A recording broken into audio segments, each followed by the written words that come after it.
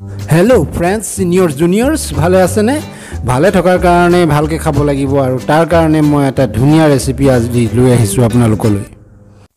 স্বাস্থ্য ধন পৰম ধন যিয়ে নেখাওক হেলদি খাব ভালকৈ খাব বন্ধু ভিডিওটো শেষলৈকে চাব যেহেতু আজি মই এটা পৰীক্ষামূলক ব্যঞ্জন বনাবলৈ ওলাইছো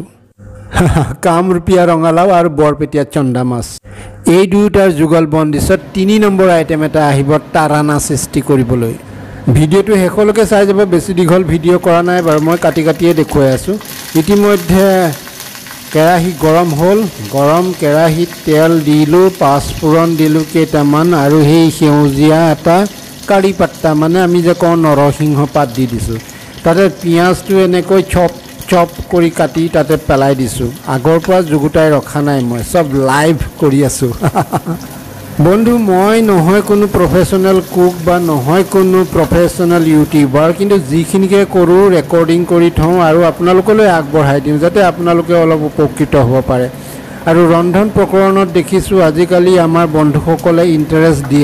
ইন্টাৰেষ্ট দিবলগীয়া হয় যেহেতু বাহিৰৰ খানাত তেনেকুৱা পুষ্টিদায়ক বা তেনেকুৱা হেলদি আইটেম পোৱা নাযায় মুখ ৰুচকহে পোৱা যায় গৰম তেলত বন্ধু পাঁচফোৰণ পিয়াজ কাটি দিলো তাৰ পিছত এই ৰঙালাওখিনি চপ কৰি দিছো চপ মানে সৰু কাটিছো আৰু ৰঙালাও বাকলিটো মই ৰাখি দিছো বাকলি ৰখাৰ কাৰণে ৰঙালাওটো ডাঙৰকে যেতিয়া কাটি লৈছিলো তেতিয়াই মই ভালকৈ ধুই লৈছো বাকলিৰ ওপৰটো যেহেতু ৰঙালাওৰ বাকলিটো আগতে আমাক মাহতে বেলেগে কাটি চিপছৰ দৰে ভাজি খুৱাই হেতুটো খাদ্যগুণ আছে সেইকাৰণে মই ৰঙালাও বাকলিটো একেবাৰে ৰিমুভ কৰি দিয়া নাই তাৰ পৰা আৰু ৰঙালাও বাকলিটো সম্পূৰ্ণ গুচাই দিলে ৰঙালাওটো এনো ভাঙি চিঙি যায় গোটে লুঠুৰি পিঠা হৈ যায় কিন্তু বাকলিটো থাকিলে পিচ এই আকৃতিটো থাকে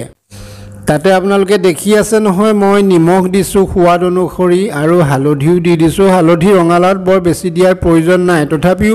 হালধিও আমাৰ বডিৰ কাৰণে যে গুণবান এটা বস্তু সেইকাৰণে হালধিটো খাবই লাগে মোৰ এই আজি ৰেচিপি কিন্তু কামৰূপীয়া ৰঙালাও আৰু তাৰ লগতে আছে বৰপেটীয়া চন্দা মাছও কাখতে দেখিছে নহয় ৰেডি কৰি থৈ লৈছো এই দুইৰে যুগল বন্দিছত আৰু তৃতীয় পক্ষ আহি তাৰানা তুলিব কিন্তু তাৰ আগতে মই আপোনালোকক কৈ আছো যে মই লাইভ হে দেখাই আছো এটো কোনো জুগুটাই থোৱা বস্তু নহয় সেইকাৰণে লাইভ মোৰ ৰঙালাও থাকি গৈছিল হেডখৰো কাটি দিছো আৰু এইখিনি গৰম যেতিয়া কৰি অলপ উলট পালট কৰি ভাজি আছো বন্ধু তাৰ পিছত অলপ যাতে ৰঙালাওটো লাগি ধৰি নাযায় সেইকাৰণে অলপ পানী দি দিছো মই ভিডিওটো এডিট কৰি আছো দে মাজতে কাৰণ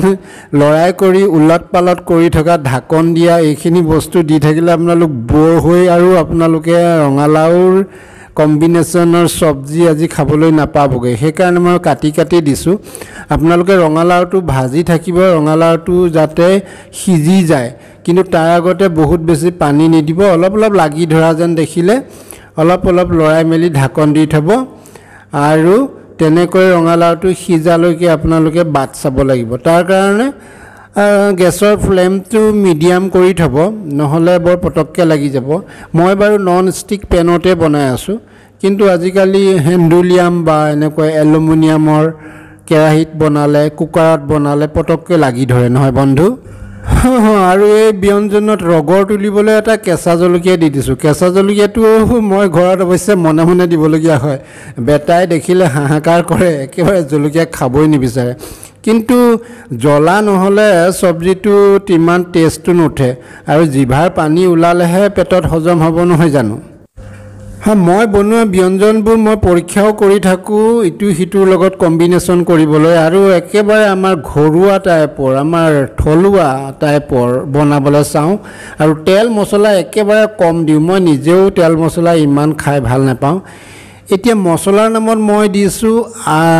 ৰসুন বটা ইয়াত কিন্তু আদা নাই যে আদা দিয়া নাই মাছৰ কম্বিনেশন হ'ব যে সেইকাৰণে আদাটো দিয়া নাই ৰসুন বটা দিলো আৰু ৰসুন বটাৰ খুন্দনাটো পানী অকমান আউটালি তাতে দিলো যাতে সেই পানীখিনিয়ে এই ভাজিখিনি লাগি নধৰাত সহায় কৰে বহুতে আকৌ ৰসুনটো তেলতে দি দিয়ে পিঁয়াজো দি দিয়ে, চব দি দিয়ে তেলতে। মই কিন্তু সেইটো থিয়ৰিত বিশ্বাস নকৰোঁ, যিহেতু এই ৰচুন, আদা, পিঁয়াজ এইবিলাক এটা মছলাৰ ৰজা, কিন্তু প্ৰথম তেলতে দিলে তাৰপিছত আকৌ ভাজি ভাজি থাকোঁতে তাৰ খাদ্যগুণবোৰ নাইকিয়া হৈ যায়। সেইকাৰণে মই ৰচুনটো আধা বস্তুটো সিজাৰ পিছতে দিছোঁ, যাতে ৰচুনৰ গোন্ধটোও থাকে, তাৰ গুণাগুণখিনিও থাকে। আৰু এই ৰঙালাওখিনি অলপ অলপ গলি ভাঙি যাবলৈ লওঁতে গৰম পানী দি দিছোঁ তাতে, দেখিছেনে বন্ধু? মোৰ ব্যঞ্জনৰ যুগলবন্দীছত ইতিমধ্যে কামৰূপীয়া ৰঙালাওৱে মঞ্চ দখল কৰি দপদপাই আছে। আৰু কাষতে আপোনালোকক দেখুৱালোঁ বৰপেটীয়া চন্দা মাছে প্ৰৱেশ এটা দিছিলেই।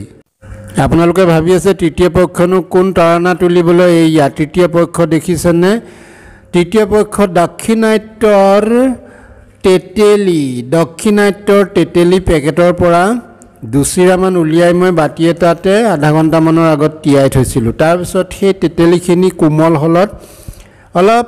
খচি দিলোঁ, খচি তাৰে যিখিনি পানী ওলালে সেই তেতেলী পানীখিনি ৰঙালাও ব্যঞ্জনৰ এই থুপথুপীয়া উতল অহাৰ পিছত ঢালি দিছোঁ। তেতেলী বুলি কওঁতে মুখত পানী আহি গৈছে, আপোনালোকৰ নিশ্চয় আহিছে। আপোনালোকে গম পাইছেনে ৰঙালাওটো এনেই মিঠা, তাতে কামৰূপীয়া ৰঙালাও আৰু মিঠা, ধুনীয়া। এইটো উপহাৰ পোৱা ৰঙালাও আৰু মিঠা হৈছে, সেইকাৰণে মিঠাই যাতে মাত্ৰা চৰি নাযায়। আৰু তাতে বৰপেটীয়া চন্দা মাছে সাঁতুৰি নাদুৰি যাতে ভাল পায়, জোলকণ আমাৰ খাবলৈ ভাল হয়, সেইকাৰণে ৰঙালাও মিঠাতে মই দাক্ষিণাত্যৰ তেতেলীৰ এটা ফিউজন আনি দিবলৈ চেষ্টা কৰিছোঁ আজি। কামৰূপীয়া ৰঙালাওৰ মিঠাচ, বৰপেটীয়া চন্দা মাছৰ কেৰাহীত ঢৌ তোলা লহৰ আৰু দক্ষিণৰ তেতেলীৰ সুৱদি টেক্সাৰ।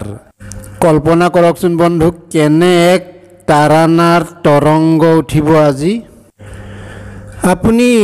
জোলটো কিমান বেছি কৰিব নে কম কৰিব নে থপথপীয়া কৰিব, সেইটো আপুনি নিজে ইচ্ছা কৰি পানীটো কণ্ট্ৰল কৰি দিব। আৰু ঢাকন মাৰি উতল অহাৰ পিছত মই চালোঁ যে ৰঙালাওৱে এনেও পানীটো শুহি লৈছে, মই বিচৰাতকৈ বেছি থুপথুপীয়া হোৱাত আৰু অলপ পানী দি দিলোঁ। আৰু পানী দিওঁতে বন্ধু মাজে মাজে আপুনি লক্ষ্য কৰিব নিমখটো যাতে বৰ খেৰেকা হৈ নাযায়, নিমখৰ টেষ্টটো যাতে তাত থাকে। আৰু উতল অহাৰ পিছত মই একদম ফিনিচিং টাচ দিছোঁ, আকৌ কাৰি পাত্তা মানে নৰসিংহৰ পাত দি দিছোঁ। And finally this is my finish product of ৰঙালাও, চন্দা পিচ এণ্ড তেতেলী। ইংলিছতে কৈ দিলোঁ ন, হিংলিছ আছিলে, হিংলিছত মই কৈছোঁ। আৰু বস্তুখিনি মই বিচৰা ধৰণে থুপথুপীয়া হ'ল। ইয়াতকৈ পনীয়াও কৰিব পাৰে যদি আপোনাৰ পনীয়া আঞ্জা সেইদিনা ভাতৰ কাঁহীত যদি নাথাকে। আৰু খাই চাই মোক ট্ৰাই কৰি মোক জনাব দেই বন্ধু কেনে পাইছে। যদিও মোৰ এইটো ব্যতিক্ৰমী পৰীক্ষা আছিলে, খাবলৈ কিন্তু সোৱাদ হৈছে, চিয়'ৰ, বিধ দিয়া শপত। এনেধৰণৰ বিভিন্ন ৰেচিপিৰে আপোনালোকৰ সুস্বাস্থ্যকৰ খাদ্যাভ্যাস গঢ়ি তোলাত মোক সুযোগ দিবলৈ মোৰ চেনেল বিৰঞ্জন এণ্টাৰটেইনমেণ্টক আপোনালোকে মৰম কৰিব, লাইক, শ্বেয়াৰ আৰু ছাবস্ক্ৰাইব কৰিব প্লিজ।